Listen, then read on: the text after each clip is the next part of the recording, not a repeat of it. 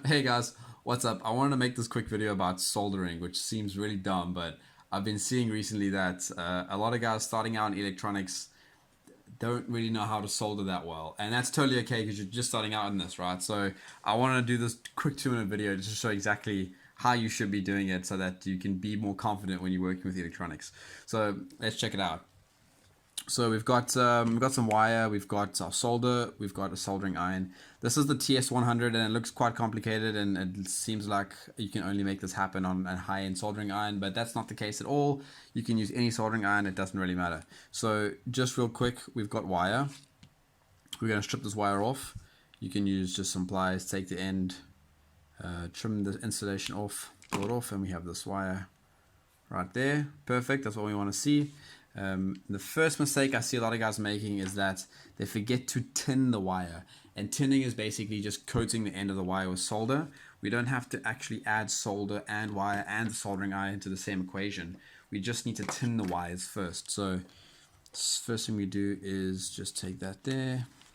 Oh man, are you kidding? Take that there and we just want to coat the wire so we can see in front of the camera that whole piece there is covered in wire. Now I'm not going to do the second one now just for the sake of the video. I'm going to just do another complete set. So there's the other one. We're going to just strip the wire off here real quick. Done. Twist that so it's nice and easy to put some solder on. Grab some solder again. So we want to basically heat up the wire so that the wire is hot enough for the solder to actually get onto it.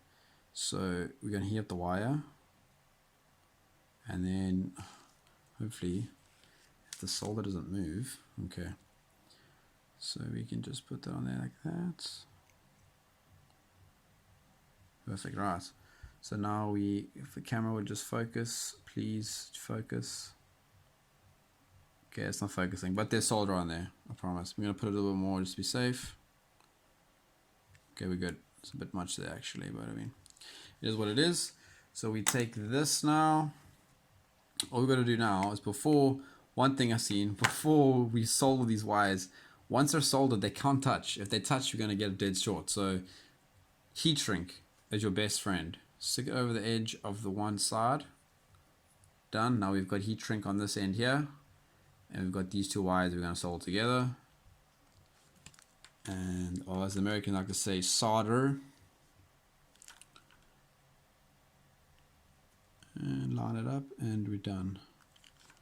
Perfect. So that's obviously, so we've got a little excess solder there on the side, which doesn't really matter too much. Done. So that there is a nice join. Okay, cool. And then we just slide the slide the heat shrink straight over. That. And now to heat this, to shrink it, I mean, you can run your soldering iron across it and it will actually shrink. I don't personally like this method because it looks messy, but a general cigarette lighter will do the same thing. I don't really have a cigarette lighter, so I'm going to use this thing.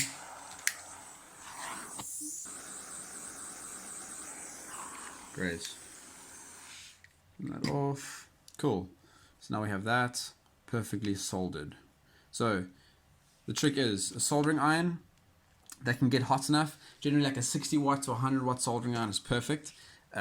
Solder that's got solder flux inside, which is going to be your best bet. Unless you have solder with a separate batch of solder paste, same thing, that'll work as well.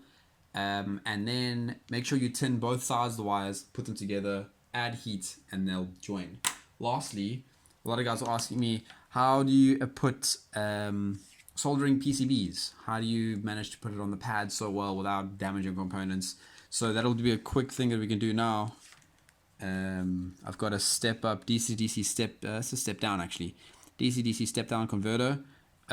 See, that's how it's got solder on already because it was from a previous video that I took out. But here is the pad that we're going to solder onto. Again, we need to just make this pad really hot, just hot enough that the solder will stick, because if I don't, watch what happens. The solder doesn't actually stick to the pad.